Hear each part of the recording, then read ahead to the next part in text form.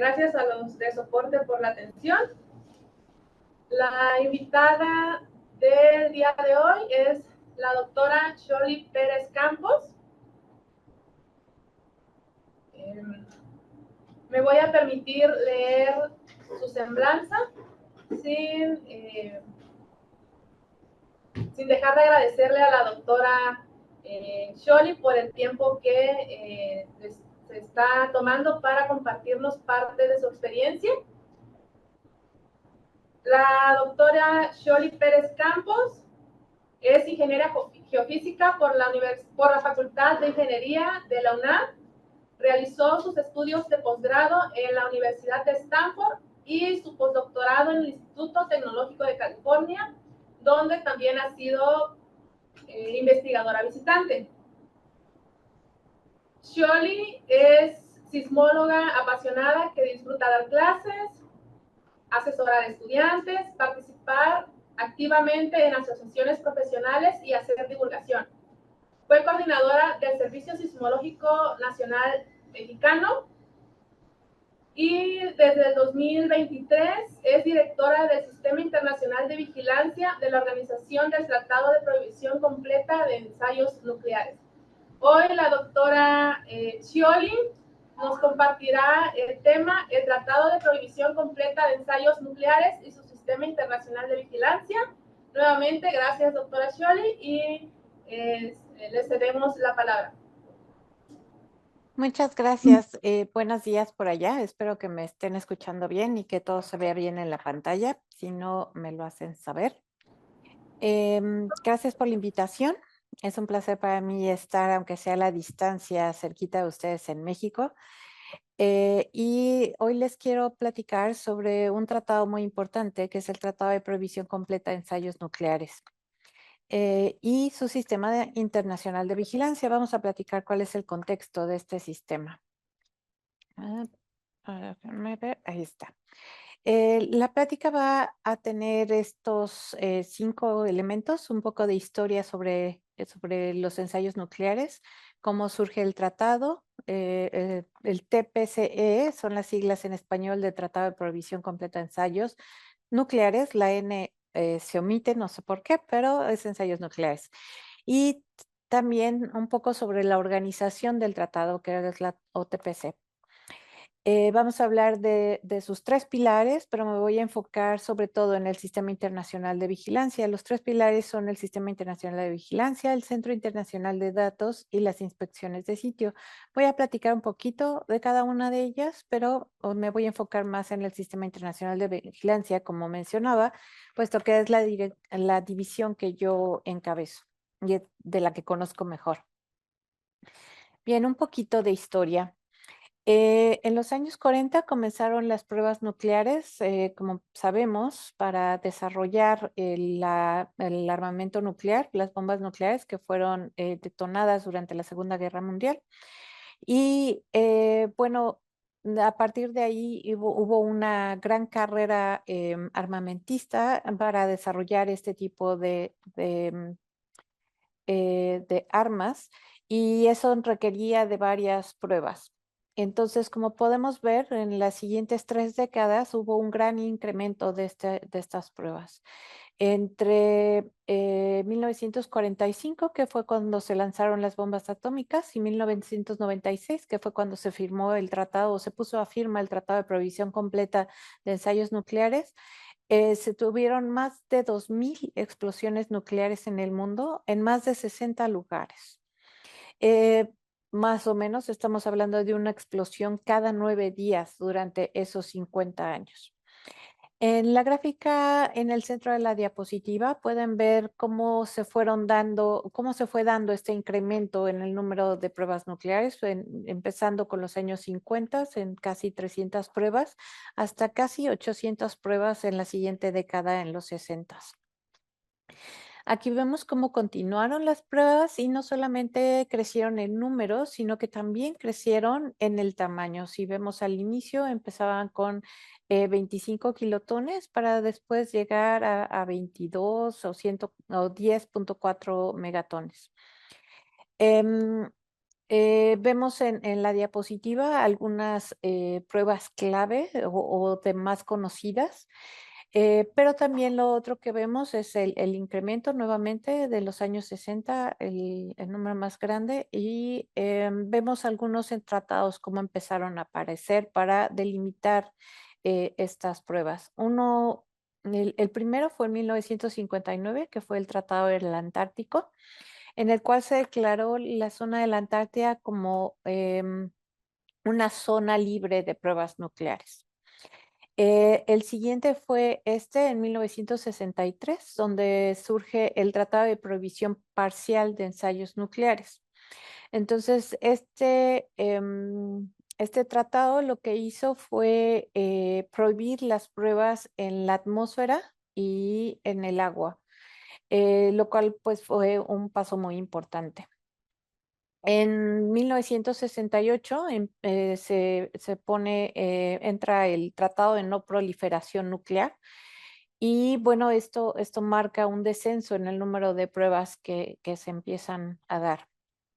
En los años 70 también se pone un umbral al máximo tamaño que pueden tener las pruebas nucleares. Entonces empezamos a ver un descenso en el número, pero siguen existiendo pruebas hasta que en los años 90 empieza a discutirse este nuevo tratado que va a prohibir las pruebas nucleares en el mundo. Y finalmente en 1996, el 26 de septiembre, el Tratado de Prohibición Completa de Ensayos Nucleares se pone a firma y es depositado en la Organización de las Naciones Unidas. Es ahí donde se dan en la década de los 90 es donde se dan las últimas pruebas por parte de Reino Unido, de Francia, de China, y después de que se pone a firma este tratado, hay pocas pruebas después, ¿no? Em, Ahora, ¿qué es este tratado? Este tratado es un tratado internacional que va a prohibir o que prohíbe todas las pruebas nucleares por cualquier persona en cualquier parte del mundo y para siempre. Es un tratado que busca ser efectivo, que funcione como una medida de no proliferación y que conlleve el desarme nuclear en el mundo. Es importante porque es un primer paso hacia un mundo sin armas nucleares.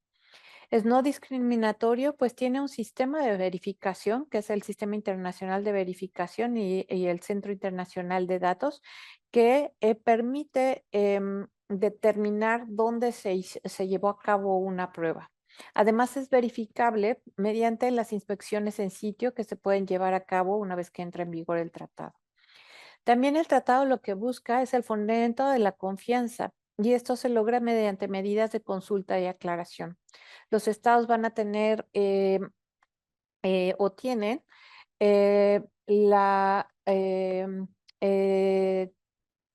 todos los procesos en puestos para que puedan consultar y determinar si efectivamente se llevó a cabo una prueba nuclear o no. Entonces, aquí vemos la evolución de cómo se fue firmando el tratado por los diferentes países. Los países están divididos en regiones geográficas. México se encuentra, es parte del grupo de Latinoamérica y el Caribe, y ese grupo, todo el grupo ha firmado y ratificado el tratado. Entonces, no basta con que el tratado sea firmado, los estados también lo tienen que ratificar. Entonces, son 196 estados que deben firmar y ratificar este tratado. 187 ya lo han firmado, 178 lo han ratificado. Como no se tiene la totalidad de tratados, perdón, de estados clave o de países clave que tienen que firmarlo, este tratado aún no entra en vigor. Entonces, lo que se necesita es que estos estados que aún no lo han hecho, lo firmen y lo ratifiquen. Aquí en el mapa de la izquierda pueden ver esos países en gris que todavía no han firmado el tratado. Y bueno, no están coloreados con un color diferente, pero hay algunos de los que ya tienen color, que sí lo han firmado, pero no lo han ratificado. Bien, este tratado establece que hay un régimen de verificación. Y ese régimen de verificación consta de estos 5 elementos. El primero es el Sistema Internacional de Vigilancia y no confundir con el sistema que involucra la red de estaciones, sino que este Sistema Internacional de Vigilancia se refiere a todo lo que compone desde la colección del dato hasta el análisis de este y el enviar los datos a los estados para que puedan hacer sus análisis correspondientes. Entonces, este sistema internacional va a colectar, analizar, almacenar y distribuir los datos de 321 estaciones que están distribuidas en todo el mundo. Y esas estaciones están compuestas por redes, o vamos a llamarle subredes, de 4 tecnologías. Aquí en la diapositiva me falta uno. La primera es la de las estaciones sísmicas, la segunda son las estaciones de infrasonido, la tercera son las estaciones hidroacústicas y la cuarta son las estaciones de radionúcleos, que aquí no está, pero ya se las presentaré más adelante. Estas estaciones colectan los datos y los datos son mandados al Centro Internacional de Datos y esto lo hacen mediante una infraestructura global de telecomunicaciones, de la cual también platicaremos un poquito más adelante. Ahora, los estados están organizados de tal manera que puedan tener esta parte importante de consulta y clarificación. Y aquí los estados van a poder aclarar sus inquietudes sobre el posible incumplimiento y lo van a hacer mediante una consulta de manera diplomática. Todos los países miembros del tratado reciben los datos y ellos están en posición de analizarlos y determinar si ha habido un evento que sea sospechoso o que se pueda declarar como una prueba nuclear. Si existe esa sospecha y el tratado estuviera en vigor, entonces los estados podrían pedir que se lleve a cabo una inspección en sitio para poder aclarar esas inquietudes sobre un posible incumplimiento del tratado y esas vamos a platicar un poquito más adelante en qué consisten estas actividades e inspecciones en sitio. Pero como comenté anteriormente, van a servir para verificar que se haya llevado a cabo esa prueba nuclear. Ahora, los estados, al tener la capacidad de poder ellos analizar los datos y poder interpretarlos, pues esto fomenta las medidas de confianza o hay medidas de fomento de la confianza.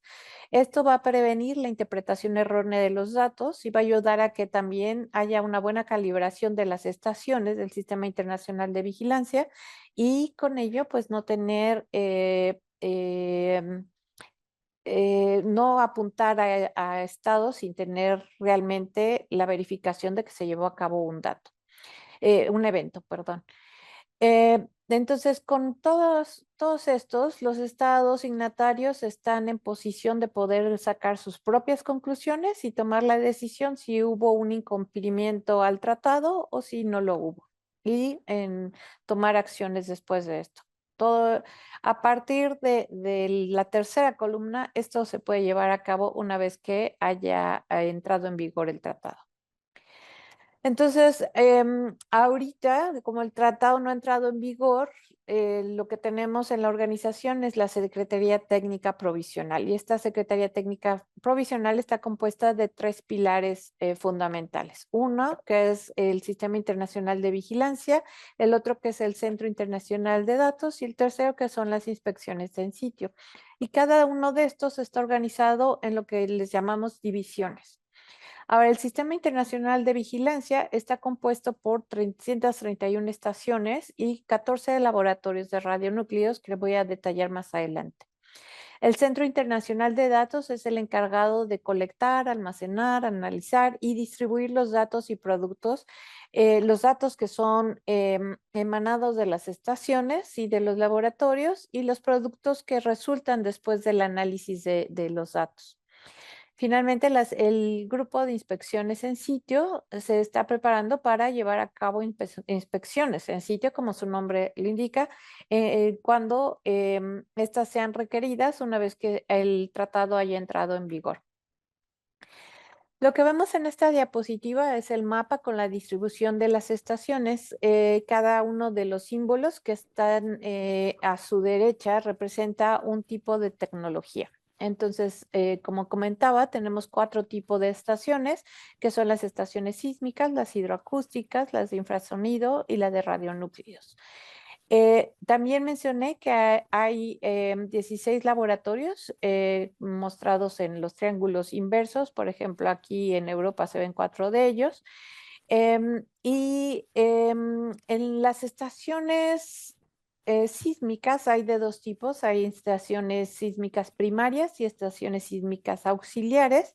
No, en este mapa no están distinguidas, el símbolo no distingue de cuál se trata, pero si pudiéramos ver, que no se ve, la simbología o el código de la estación nos hablaría de qué tipo de estación tenemos.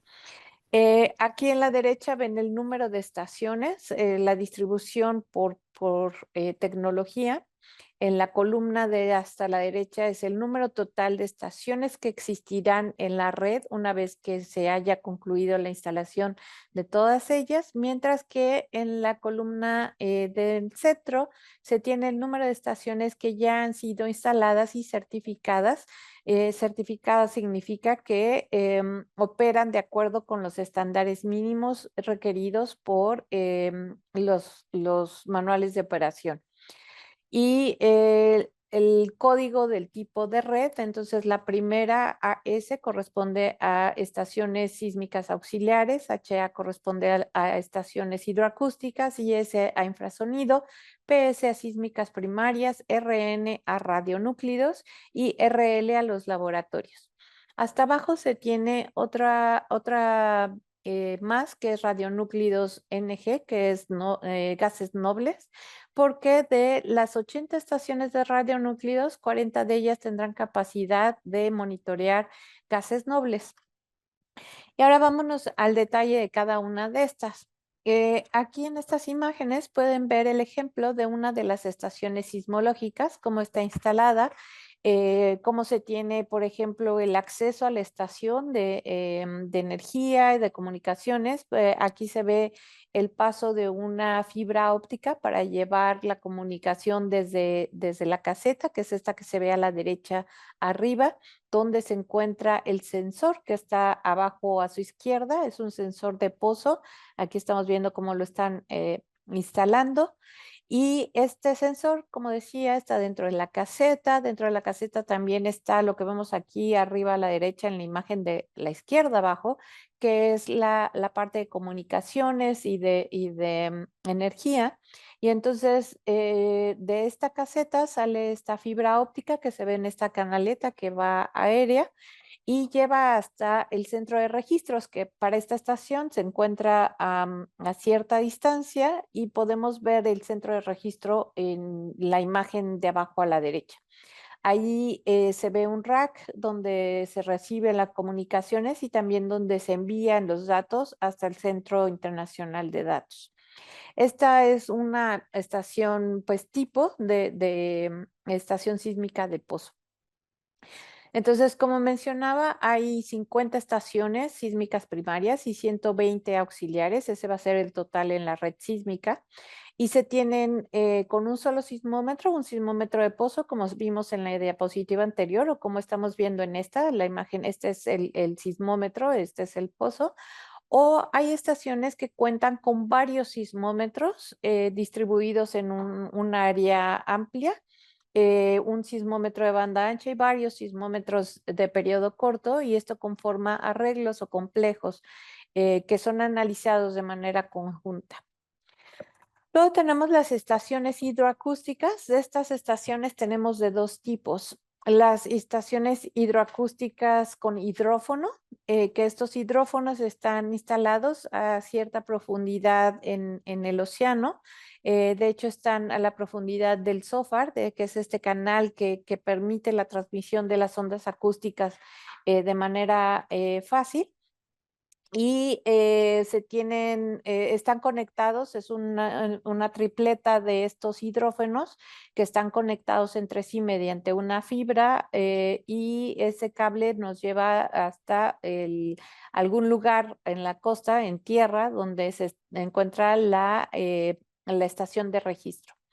Entonces, de ese tipo de estaciones, tenemos 6 estaciones hidroacústicas de hidrófono, que las podemos ver marcadas con una H en el mapa de la derecha, y que si se hace el análisis de cobertura, es el mapa de la derecha abajo, vemos que con esas 6 estaciones somos capaces de monitorear todos los océanos.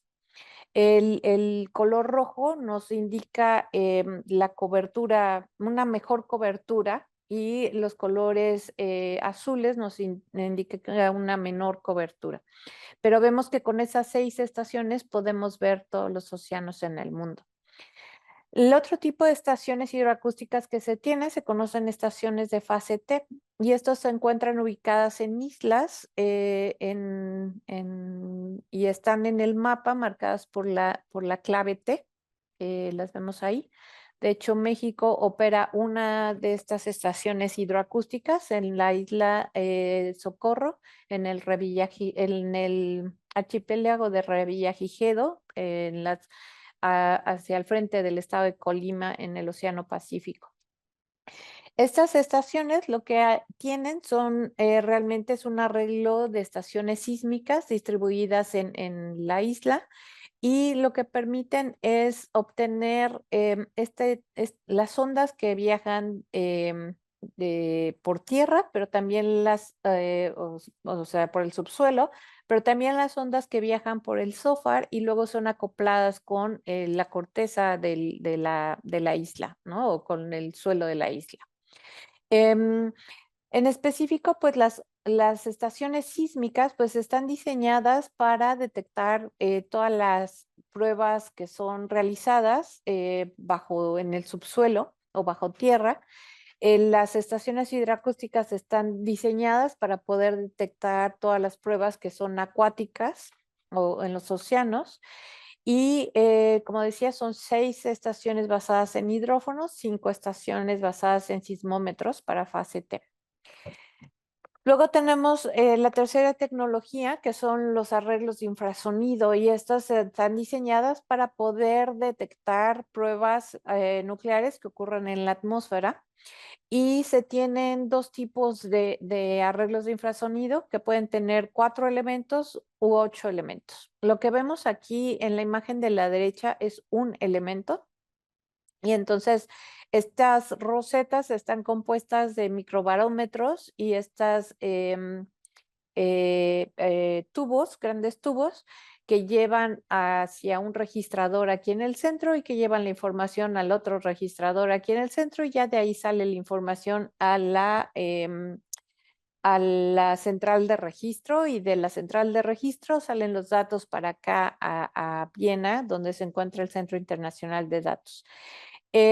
El número de elementos de estos arreglos depende de qué tan ruidoso es el sitio, y lo ruidoso depende de si se tiene poco viento o mucho viento. Entonces, si se tiene poco viento, el sitio es poco ruidoso, y entonces solamente se ponen 4 elementos. Si el sitio es muy ruidoso, con mucho viento, entonces serían 8 elementos. Y bueno, lo que ven en las imágenes son diferentes estaciones o diferentes elementos, y como pueden ver, nuestras estaciones están colocadas en todo tipo de ambientes. Aquí vemos una distribución de uno de los arreglos, y al final esta red va a estar compuesta por 60 estaciones. Lo que vemos en esta siguiente diapositiva son estaciones de radionúclidos. En la imagen de la izquierda es la estación que permite monitorear las partículas, mientras que la de la derecha permite muestrear los gases nobles. Estas estaciones, el propósito de estas estaciones es verificar la naturaleza de la prueba, porque las otras 3 tecnologías, la sísmica, infrasonidos e hidroacústica, son conocidas como tecnologías de forma de onda. porque estamos hablando de ondas mecánicas que son transmitidas por los diferentes medios, el subsuelo, el agua o la atmósfera. Y estas tecnologías lo que nos permite es la detección de una explosión.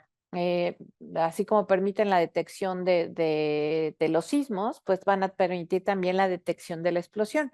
Sin embargo, esta explosión puede ser una explosión por diferentes causas o bien puede ser una prueba, sí, pero puede ser una prueba no de arma nuclear, sino de un arma química, por ejemplo.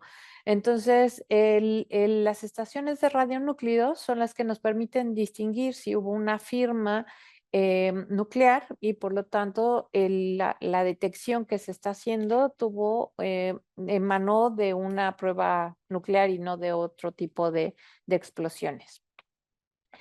Aquí vamos a tener 80 estaciones de radionúcleos de partículas y 40 de ellas van a tener la capacidad de vigilancia de gases nobles. Ahora, estas muestras son enviadas al laboratorio para sus análisis. Y entonces el tratado contempla 16 laboratorios. Como mencionaba, a la fecha están ya certificados 14 laboratorios en el mundo. Entonces, el resumen es que tenemos 4 tecnologías que comprenden el Sistema Internacional de Vigilancia, la sísmica, que nos permite escuchar el subsuelo, la hidroacústica, que nos permite escuchar bajo el agua, el infrasonido, que nos permite escuchar sobre la superficie, y las de radionúclidos, que me gusta, como dice ahí, olfateando para identificar la radiación. Actualmente la red está un poquito más del 90% completa e instalada. Todavía faltan algunas por instalar. Los números los pueden ver abajo. El único segmento del sistema que está completo es lo que corresponde a la tecnología de hidroacústica. Todos los demás todavía nos hace falta algo de trabajo. Bien, decía, los datos son coleccionados por estas estaciones. Aquí llamamos 337 instalaciones porque incluimos también los laboratorios, quienes también reciben y envían datos. Y estos datos colectados por el Sistema Internacional de Vigilancia son enviados al Centro Internacional de Datos aquí en Viena. Así es, este es el edificio donde yo ahorita me encuentro. Si no me equivoco, estoy aquí, ¿no? Aquí en esta ventanita por aquí, ahí estoy yo. Y el Centro Internacional de Datos está un par de niveles abajo, no, 3 niveles abajo de donde yo me encuentro, es decir, debe estar como por aquí. ¿Y cómo nos llegan los datos? Bueno, nos llegan porque tenemos una infraestructura global de telecomunicaciones que está conformada por un sistema satelital, ¿no? Y entonces los datos son enviados vía satélite. Claro, no es la única forma en la que se conectan los datos de la estación a la central de registro. Ahí puede haber otro tipo de formas, internet o alguna otra forma, pero los datos hasta acá nos llegan mediante esta infraestructura global de telecomunicaciones, de comunicaciones. Ahora, una vez que los datos llegan aquí y son colectados, se van a 2 lugares. Una, la parte de análisis y almacenamiento del propio Centro Internacional de Datos, y la otra es que se van a los estados signatarios. ¿Cómo se van a los estados signatarios? Bueno, pues se van nuevamente a través de la infraestructura global de telecomunicaciones y los reciben los estados que ya cuentan con una cuenta segura. Se van a los centros nacionales de datos. Entonces, a algunos países todavía les falta establecer su centro nacional de datos. Este mapa no está actualizado porque ya hay, por ejemplo, en México ya se estableció el Centro Nacional de Datos, aunque todavía no están recibiendo todos los datos. Bien, ahora, ¿qué pasa cuando llegan los datos al Centro Internacional de Datos? Bueno, los primeros datos que se analizan son los de las tecnologías de forma de onda, es decir, los de sísmica, de hidroacústica y de infrasonido. Esto porque, bueno, son las primeras ondas en llegar.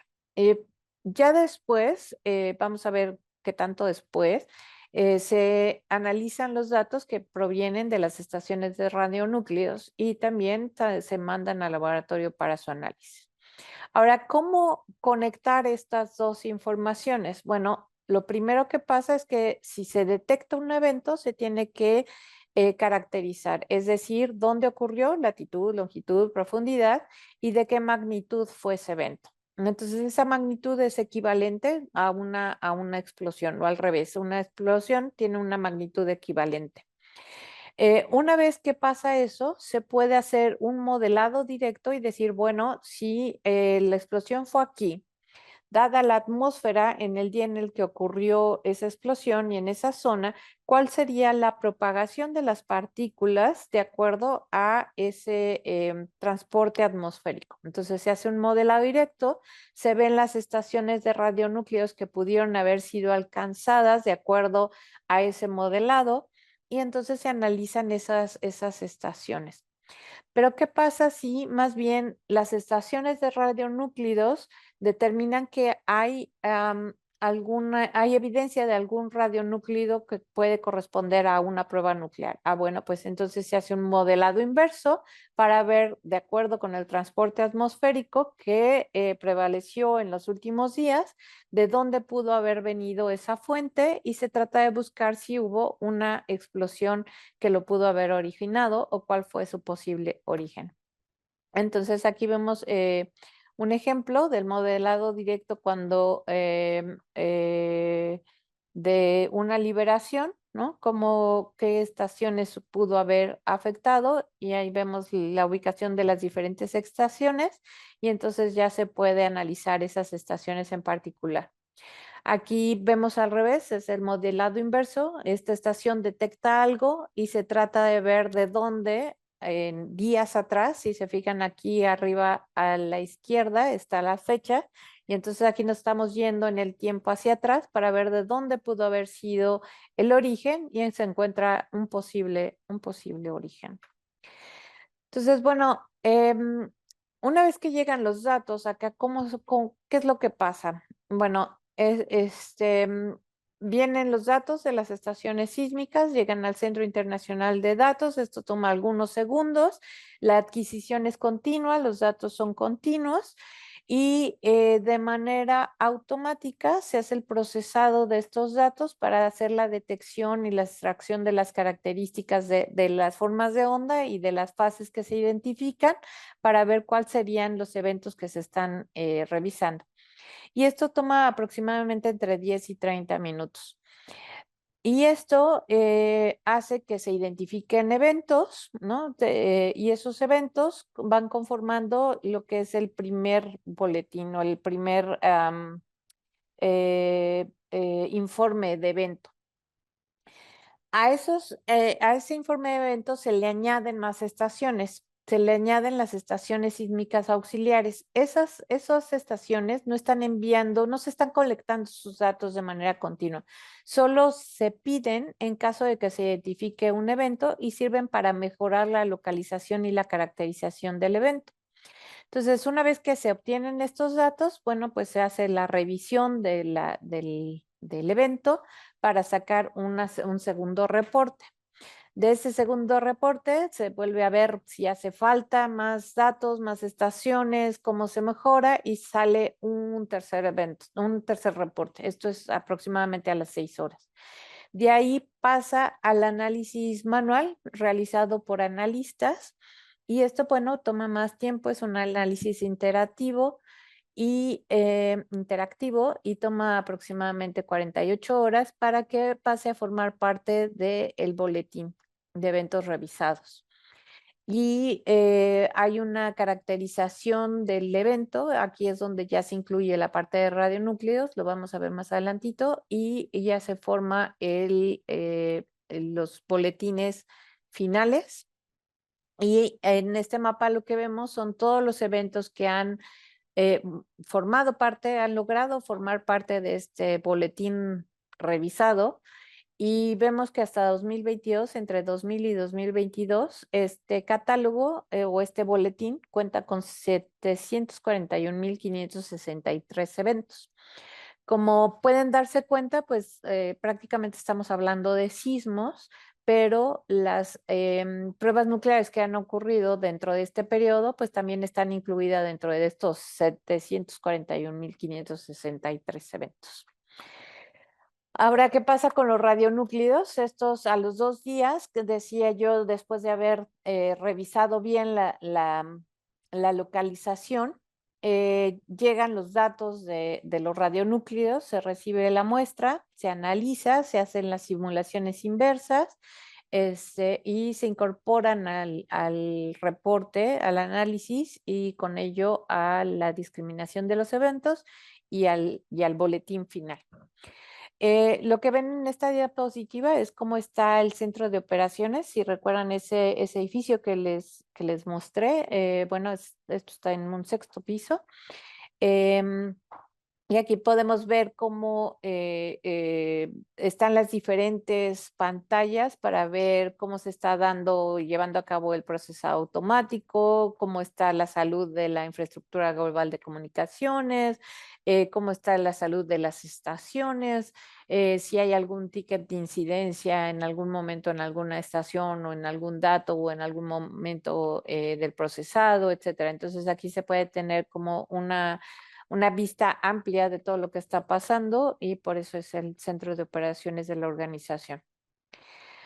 Ahora, yéndonos en específico a las pruebas nucleares que han ocurrido desde la firma del tratado, pues estas han sido realizadas por la República Democrática Popular de Corea. Aquí en la figura de la izquierda arriba vemos las trazas sísmicas de las diferentes pruebas. En la derecha están las fechas en cuando fueron ocurriendo, 2006, 2009, 2013, 2016, 2016, 2017, y vemos cómo estas están a la misma escala, entonces ayuda para ver la comparación en el tamaño y vemos la magnitud estimada para cada una de estas pruebas.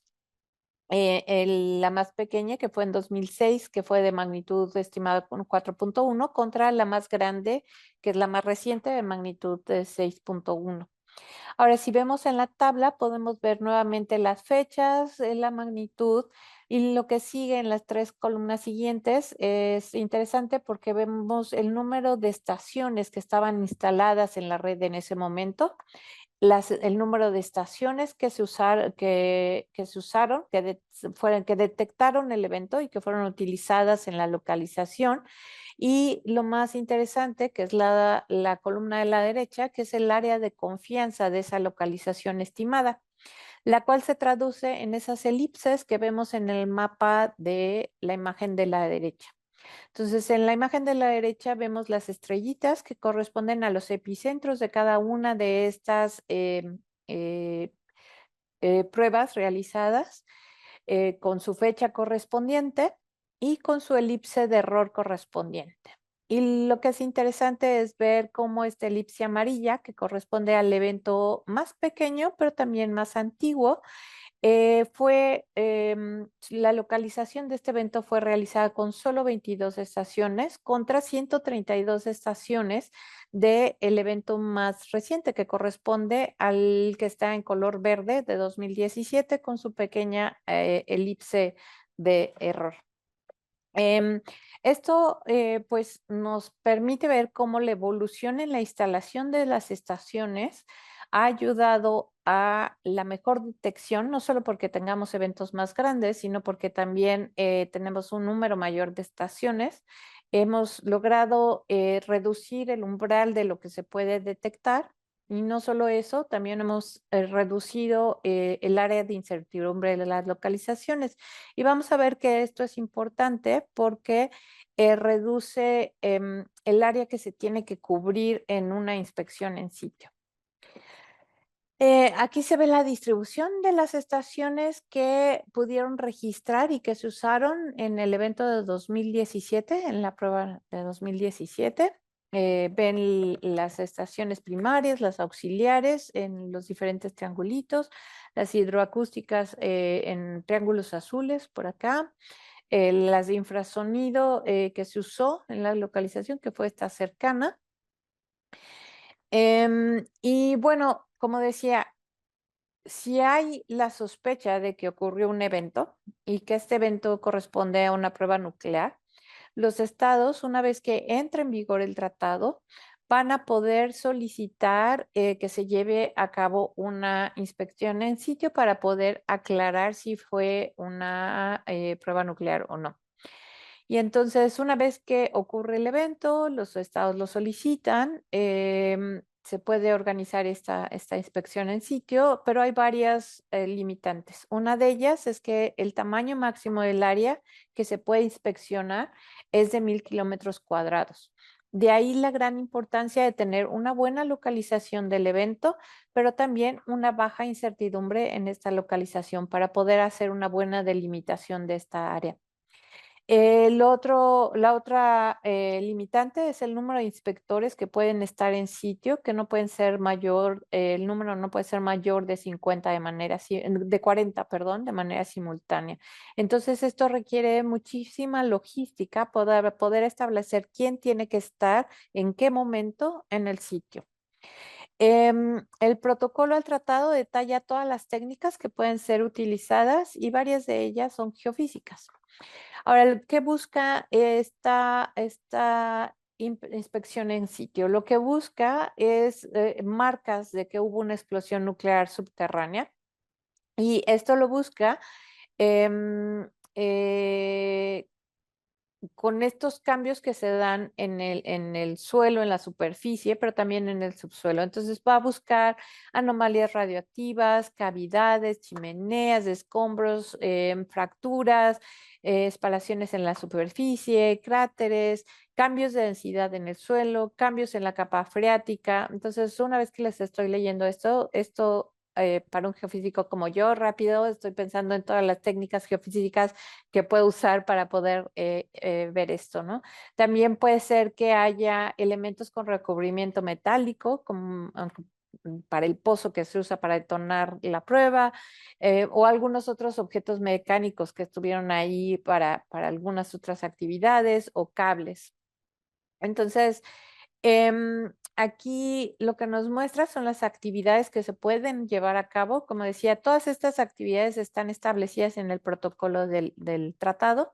Entonces, vemos el área que van a cubrir estas actividades y la penetración hacia el subsuelo que van a tener. Entonces, se pueden llevar a cabo técnicas de determinación de la posición, es decir, GPS o GNSS, observación visual, incluyendo sobrevuelos que pueden incluir videos, fotografías, medidas multiespectrales e infrarrojas, medición de niveles de radioactividad, muestreo ambiental y vigilancia sismológica pasiva.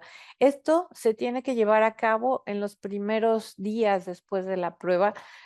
Por ejemplo, sismología pasiva, uno de sus objetivos es las réplicas que puede haber del evento, ¿no? O si hay algún colapso de la cavidad o algo así que se pueda ser detectado rápidamente.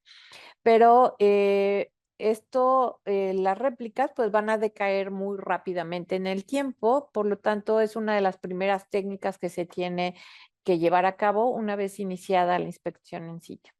Ya después se pueden hacer más actividades, como es una vigilancia sismológica activa, que estamos hablando de experimentos de reflexión, refracción, sismología de resonancia, medidas de campo magnético, medidas de campo gravitacional, radar de penetración, medidas electromagnéticas y si fuera necesario y con la aprobación del Consejo Ejecutivo de la Comisión, también se pueden llevar a cabo perforaciones. Ahora, como mencionaba, el tratado no ha entrado en vigor, pero tenemos una red global que produce datos de muy alta calidad. Y se ha visto que estos datos pueden ser usados en otro tipo de aplicaciones que no solamente son aquellos relacionados con el propósito del tratado.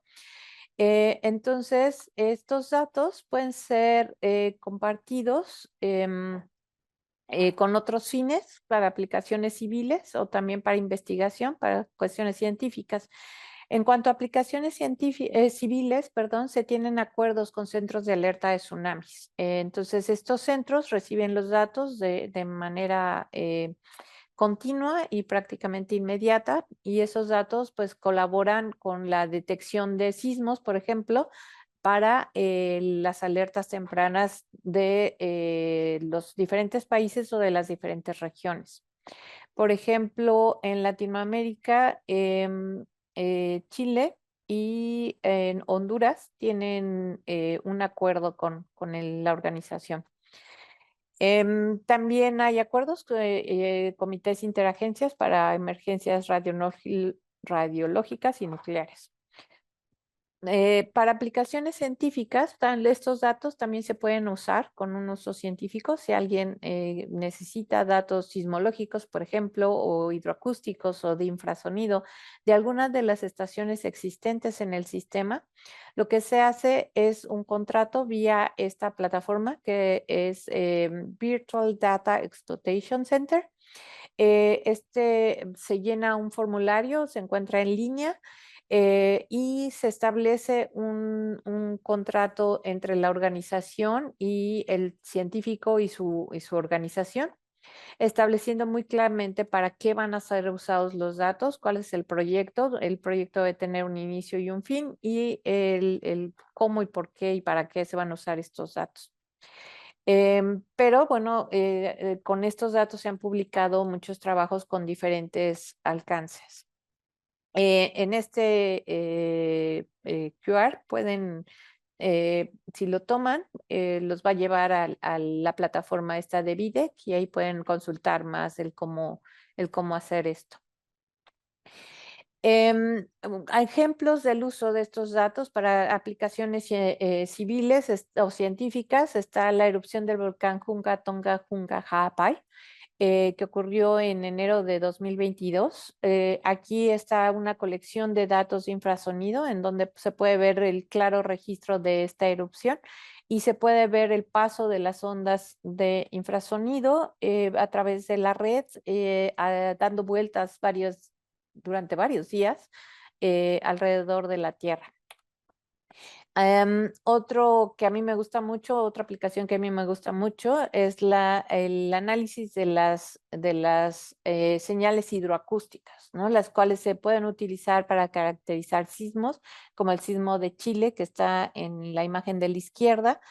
El registro de tsunamis, que también está en la parte de la izquierda, pero también se hace uso de estos datos con otros fines, por ejemplo, para observar grupos de mamíferos marinos, como este grupo de ballenas, ¿no? Entonces, lo que ven para cada una de las ballenas es su señal hidroacústica y su espectro. Y bueno, si pudiéramos escucharlo, lástima que no se va a poder escuchar. Se puede hacer, modificar la señal para que se vuelva en el espectro audible, y se puede escuchar la diferencia entre el tipo de ballenas. Y así fue como un grupo en Australia se dio cuenta de una ballena que no estaba clasificada y reconocida, ¿no?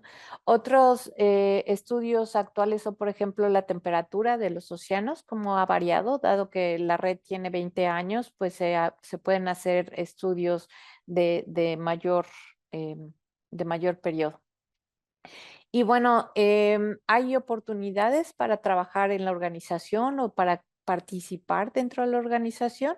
Uno de ellos es el grupo de jóvenes de CTBTO, los cuales es un grupo muy amplio de jóvenes alrededor del mundo interesados en el tema de la provisión completa de ensayos nucleares, no solo desde la parte diplomática, pero también desde la parte técnica y científica. Hay un grupo de mentoría, hay un programa de mentoría que se ofrece a mujeres en STEM. Hemos tenido participantes de chicas de México, de mujeres de México, ingenieras geofísicas ellas, y se les apoya de diferentes maneras, concursos, talleres, y también se les acerca a lo que hacemos en la organización.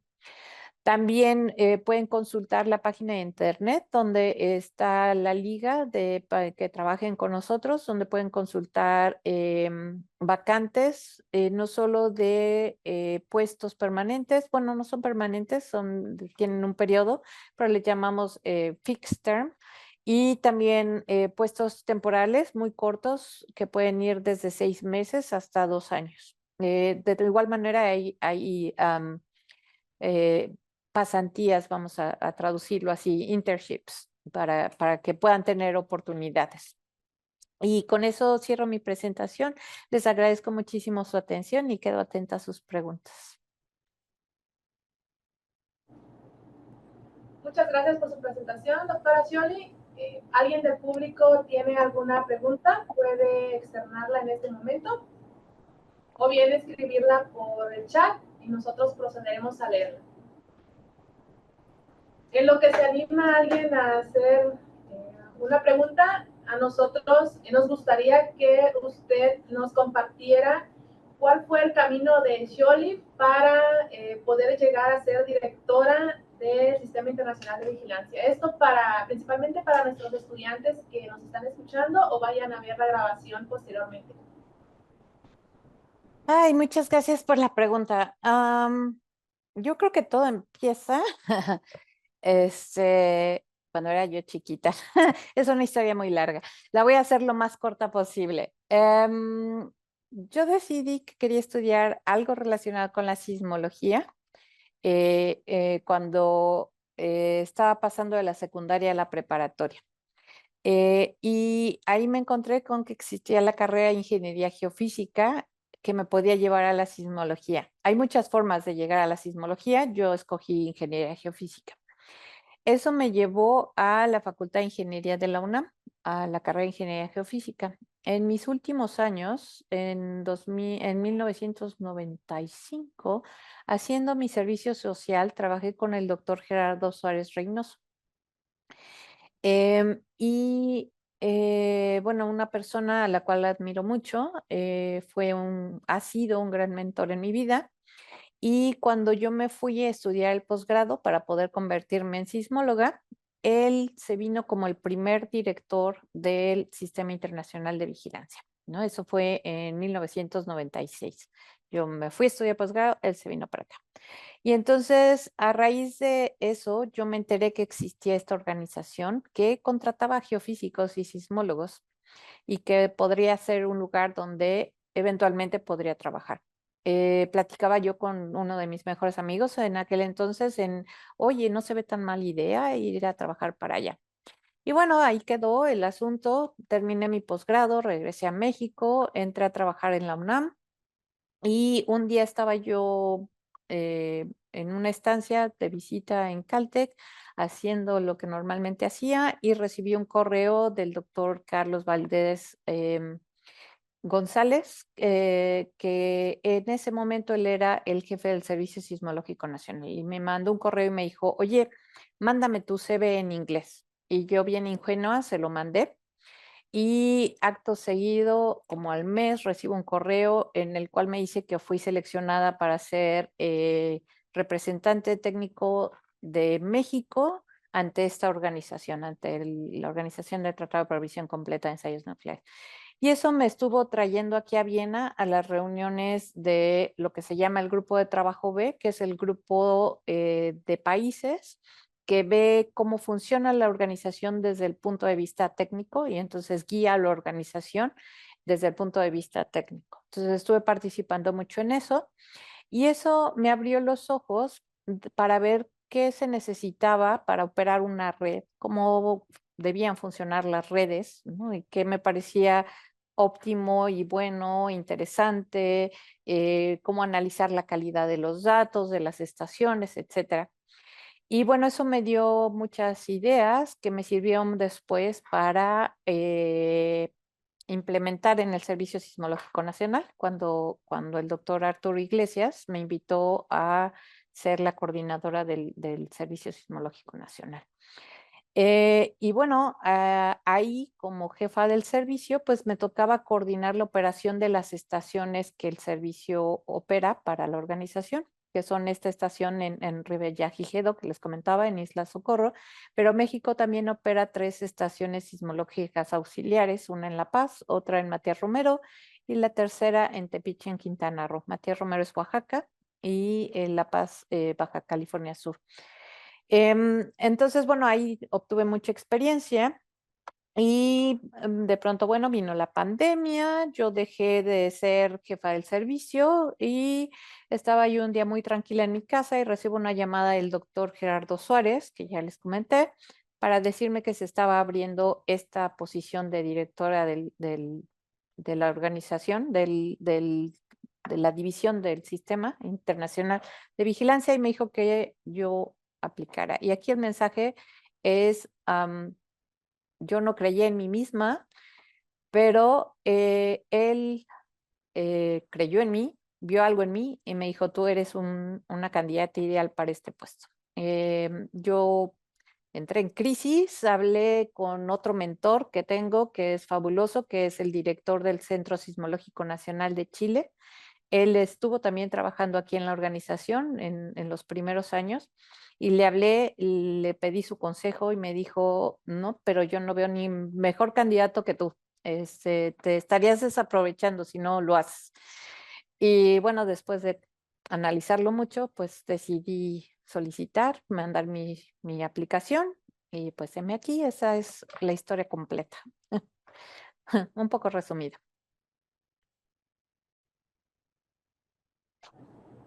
Gracias, doctora Shirley. Tenemos varias preguntas aquí en el chat. Voy a irlas leyendo.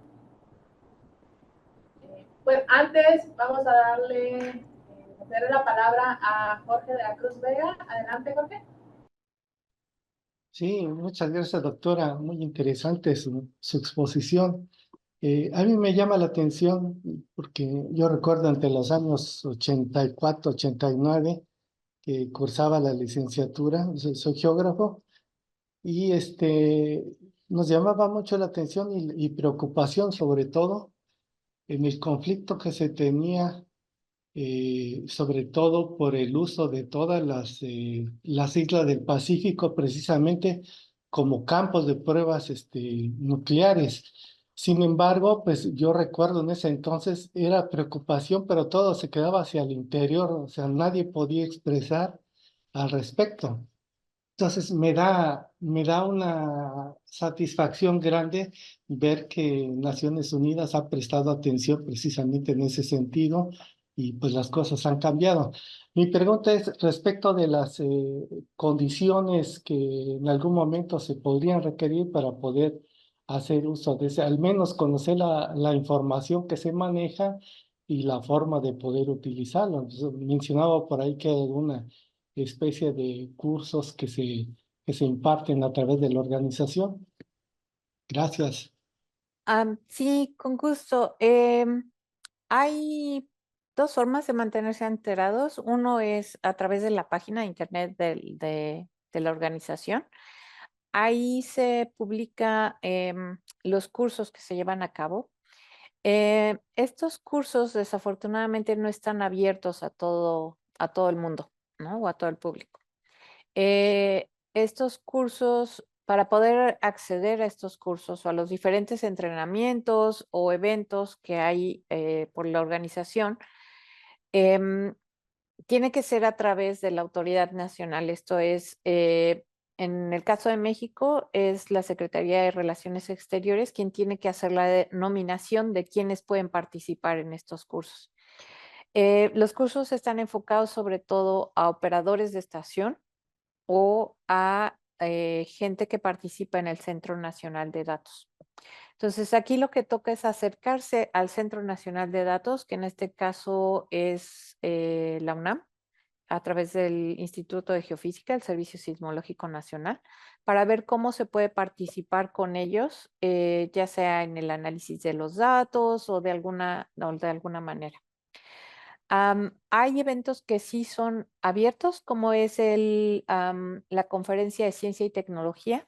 Esto se lleva a cabo cada 2 años y es como cualquier otra conferencia de ciencia en el que la gente viene, presenta sus investigaciones y puede haber participaciones orales, participaciones en carteles y mientras estén dentro de los temas que se están cubriendo en la conferencia.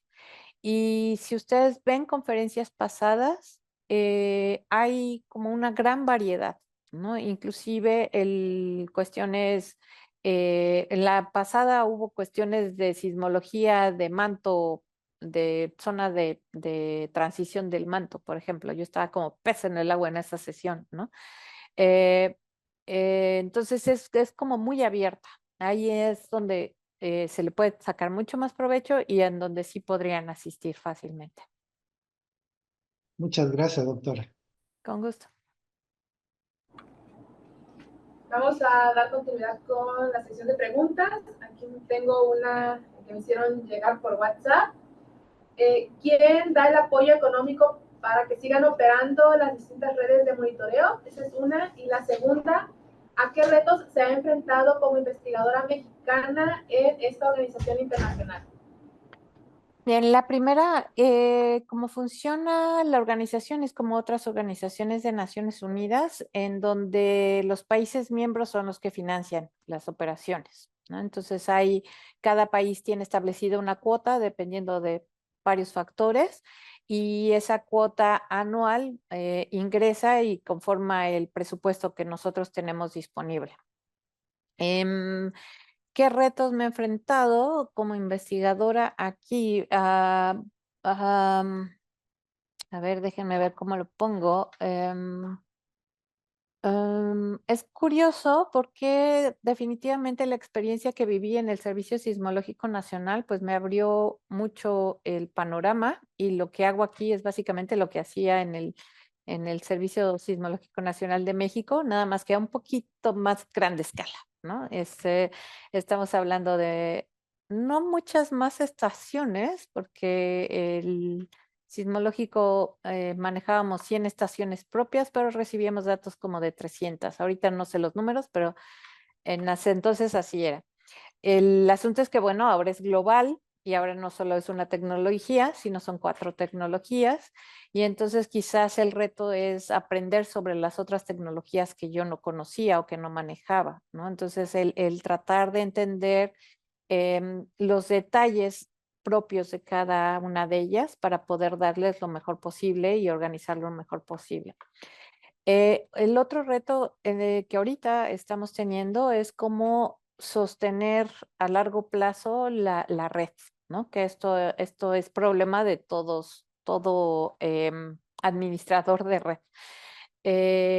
Si bien recibimos estos recursos de los países, pues para una red del tamaño que es hoy en día y los niveles que requiere de calidad de datos, disponibilidad de datos, etcétera, pues no es suficiente porque además la red pues se está envejeciendo, ¿no? Si empezamos a instalar en finales de los 90, principios del año 2000, pues muchas estaciones ya están empezando a llegar a la vida útil de sus diferentes equipos, ¿no? Por ejemplo, una estación sismológica que ya tiene sus 25 añitos, pues ya la empezamos a ver cómo empieza a dar problemas y mientras más problemas pues se convierten en más gastos y entonces necesitamos recapitalizar las estaciones. Y entonces ahorita lo que estamos atravesando es el cómo diseñar un nuevo nivel de financiamiento para poder mantener la red, ¿no? Entonces ya es un nuevo reto para mí, es un reto súper interesante el poder establecer este plan a largo plazo y justo esta mañana mía tuve esa presentación con los estados, mañana tengo otra sobre cuál es esta estrategia que estamos vislumbrando para poder sostener la red a largo plazo, ¿no? En todas sus tecnologías.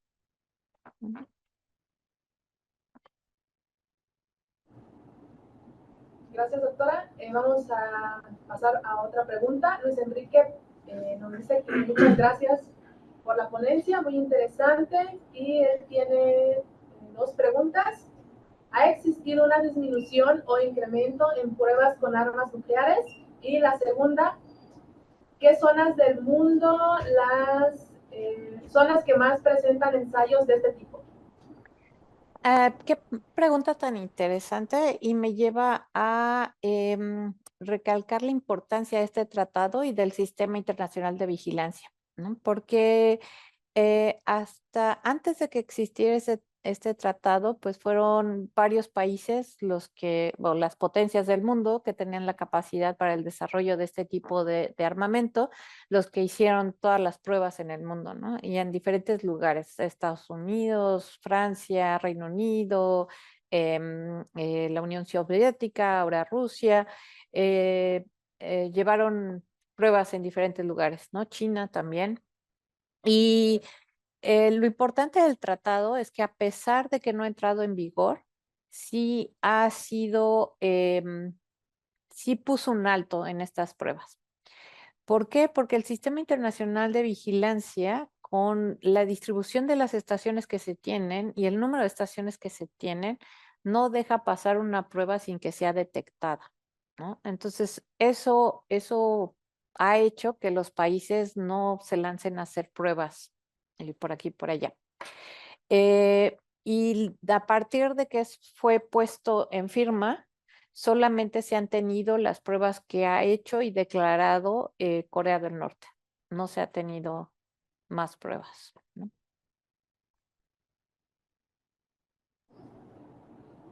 Gracias, doctora. Omar Seneca agradece por la exposición. Es un tema muy interesante y pregunta si tiene algún correo donde podamos contactarla. Sí, prefiero dar mi correo personal. Ahí les puedo aclarar otro tipo de preguntas, ¿no? Se los dejo en el chat. Gracias. Patricia Abraham hace extensivas sus felicitaciones y pregunta, en su experiencia, al ser mujer científica, ¿ha sido difícil o no para llegar a la investigación tanto en México como en el extranjero? Es una pregunta difícil para mí de responder. Em, Creo que nunca vi el ser mujer como una limitante o como un reto o como una dificultad, ¿no? Entonces, no podría yo distinguir si por ser mujer me fue difícil o me fue fácil hacer investigación en México o en el extranjero. Lo que sí vi es que en México nos cuesta trabajo tener financiamiento. El financiamiento es limitado. No se pueden hacer proyectos de gran escala porque los proyectos son pequeños, ¿no? Los proyectos más grandes de CONACYT no alcanzan para comprar todos los sismógrafos que a mí me gustaría tener para hacer un experimento decente. Pero lo que encontré fue otras formas de hacerlo y fue aliándome y colaborando con instituciones que tenían la capacidad para adquirir ese número de equipos. Y entonces, gracias a eso, pues mi primer proyecto constó de 100 estaciones sismológicas, ¿no? Pero no fue, los equipos no fueron financiados por México. Ahora, que sea más fácil hacerlo en el extranjero, pues no necesariamente, también tiene sus limitaciones, también tiene sus complejidades y bueno, creo que le toca a uno lidiar con los retos que le toca a uno vivir.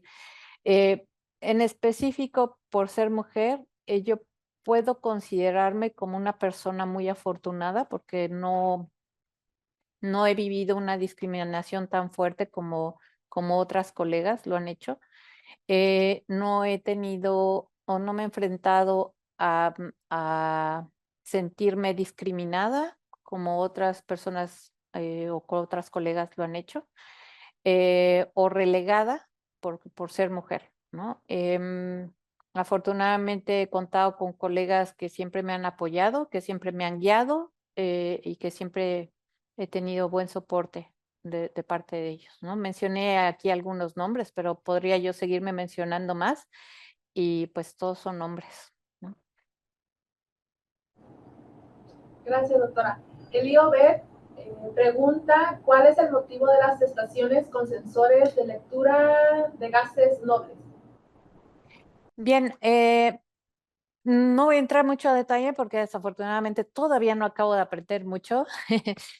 Son temas nuevos para mí, esto de los radionúclidos, Pero entiendo yo que cuando ocurre una explosión nuclear, se liberan no solo partículas, sino también gases nobles, y estos son como firmas particulares, ¿no? que se pueden tomar. Entonces, el contar con esta capacidad en estas 40 estaciones es importante para poder discriminar la naturaleza de la explosión.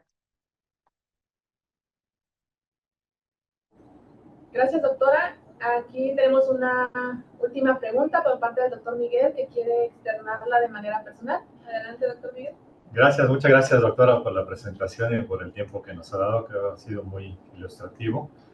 A mí me llamó mucho la atención eso de que el tratado no ha entrado en vigor. Yo pensé que sí. Mi pregunta es en qué posibilidad o qué perspectivas a futuro hay de que los países que no han firmado o no ratificado lo ratifiquen. ¿Estamos cerca de que se ratifique o más lejos porque algunos países se están arrepintiendo? ¿Cuáles son las perspectivas de que entre en vigor en un futuro Sí, cercano? es una pregunta difícil de responder. Me fui es que estoy buscando, a ver si encuentro rápidamente en el tratado el- la lista de países que lo tienen que firmar para que nos demos una idea de las posibilidades, ¿no? De cuándo podría entrar. Ah, no, esas son las características. Ah, debería yo ponerle una marquita para tenerlo a la mano. Déjame ver. Ah, pa-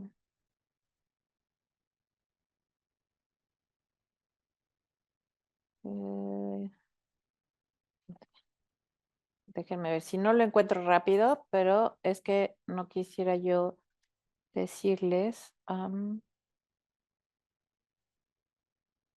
Me gustaría más bien tener los nombres exactos, pero bueno, hay una lista de países en el tratado que obliga que estos países los tengan que firmar y ratificar, ¿no? Y esos países fueron determinados en el 96 y fueron establecidos con base al potencial nuclear, de desarrollo nuclear que tenían esos países. Entre esos países está México, porque México tenía capacidad nuclear al contar con su planta nuclear, ¿no? Con la planta de Laguna Verde.